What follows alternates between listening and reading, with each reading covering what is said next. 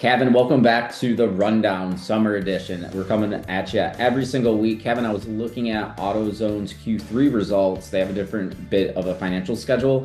They're actually up 8.4% year over year. So they are posting a stronger demand for parts. And most importantly for us, the pro channel is thriving. So we're seeing more repair shops purchase parts.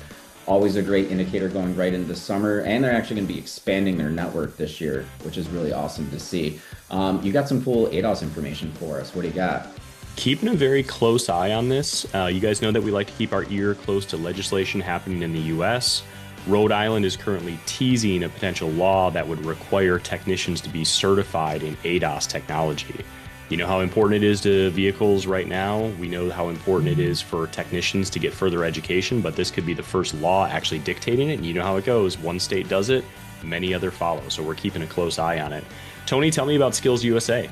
Yeah, speaking of technicians, so actually Lyft and Ford are partnering up with SkillsUSA really to solve what they're calling the last mile problem. So it's really helping these students get to training programs, interviews, apprenticeships. So Ford's actually backing it by $100,000.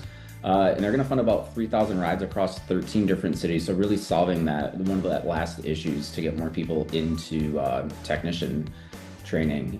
Kevin, let's pop over to the Feel Good.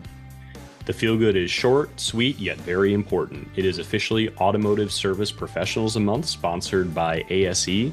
Very important month for those technicians that keep our over 290 million vehicles going every single day. So salute to all of you out there, those of you that are many partners, customers, and friends of us.